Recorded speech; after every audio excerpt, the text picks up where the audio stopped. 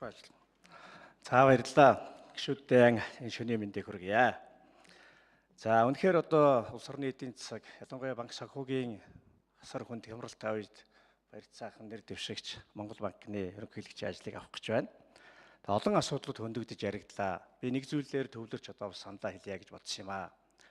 Түрүүн Эрдэнэт гишүүн асууж энэ зээлүүдийг цааш нь олгох уу, энэ хүү бууруулж байгаа асуудлыг цаашид хэвээр нь хэрэгжүүлэх үү гэдэг асуудал. Энэ бол үнэхээр одоо ноцтой асуудал. Цаашид одоо энэ асуудлуудыг яаж хэрхэн шийдвэрлэх вэ гэдэг асуудал. Үнэхээр одоо улс төрийн амлага болчихсон хүү бууруулах асуудлуудыг бид нар одоо өнөөдөр л дүгнж цэгж үзчихээж цаашдаа энэ хөтөлбөрүүдийг хэрэгжүүлэх үгүй юу гэдэг асуудлыг шийдэх эхний алхмаа хийх ёстой. Би зөвхөн одоо ипотекийн зээлтэй холбоотой саналаа хэлье гэж бодож байна. За ипотекийн зээл дээр бол одоо яаралтай Монгол банк бусад холбогдох байгууллагатай хамтарч дүгнэлт гаргамаар байна. Энэ зээл ер нь зөв голдролоороо явж гинүү үгүй юу гэдэг асуудал дээр. Одоо үнэхээр энэ зээлээс болоод ипотекийн зээл, моргижийн зээлээс болоод 2008, 2009 онуудад Америкийн нэгдсэн улсад банк санхүүгийн хямрал болж эдийн засгийн тэржигтэй хямарсныг та бид мэдж байгаа. Бидэнд билээхэн сургамж байна. Өнөөдөр ипотекийн зээл буруу голдролоороо явж эхэлж байна. Яагаад гэвэл зээлийн түүхгүй хүмүүст зээлийг олгож эхэлж байна. Ипотекийн зээлийн урьдчилгааг төлөхийн тулд байгаа гэр байшин хашаа үл хөдлөх хөрөнгүүдээ бүгдийг зарж бэлэн мөнгө болгож банкны урьдчилгаанд 20-30% мөнгийг бүрдүүлж өгч байна. Тэр үтгийхэл залуучууд эцэг эхийнхээ байрыг барьцаалж энэ одоо урьдчилгаа мөнгө өгч байна. Цаашдаа төлбөрөө яаж хийх вэ? Банкны барьцаанд очиж чинь байр банкны барьцаанд ард иргэд төлбөрөө яаж хийх вэ? Банкны ажлын байр орлого байхгүй. Бичиг баримтаа хуурамчаар бүрдүүлээ өгчдөг. Сарын тогтмол орлого тэд гээд нэг албан газраас нэг компаниас бичиг аваад өгчдөг.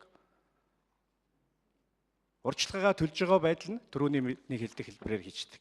Одоо өнөөдөр яах вэ гэхээр нөгөө эцэг эхийнхээ байрыг барьцаанд тавьсан хүн маань сарынхаа зээлийг төлж чадахгүй эцэг эхийнх нь байрны урьдчилгаа болоод шинж байргүй, хуучинч байргүй улсууд амьдрал яах вэ гэд модоо барьж эхэлж байна.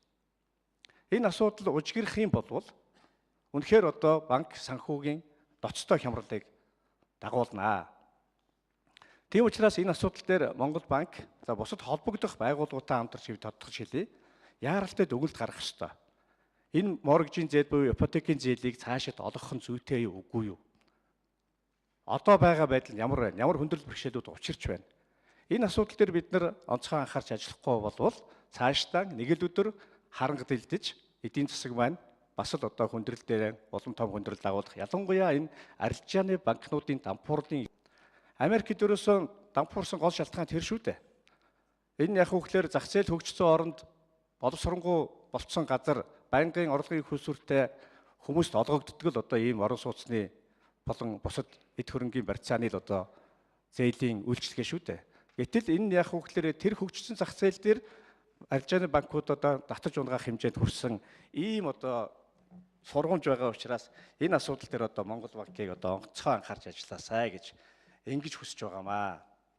За мөн одоо босод зээлийн асуудлууд төр ахмадын зээлийн хүүг бууруулах асуудал, малчдын зээлийн хүүг бууруулах асуудал энэ хитрхи улс төрчсөн амлага байж банкны зээлийн их үүсвэр нь тодорхойгүй зүйл дээр улс төрчсөн амлага хийж энэ эдийн засгаа банк санхүүгээ татаад унгаачих үедээ гэдэг дээр их хурлын гишүүд бид нар бас дор бүрэнтэй маш анхаарч байнга одоо хяналттай ажиллах ёстой гэдэг дээр би бас та бүхэндээ хэлхийг хүсэж байгаамаа. За ингээд одоо баяр цаахан нэр дэвшигчтэй ажлын амжилт хүсье. Үнэхээр одоо бас зөв хүн, зөв шалгуураар одоо ингэж нэр дэвшиж байгаад баярлаж байна. Ажлын амжилт хүсье. Баярлалаа.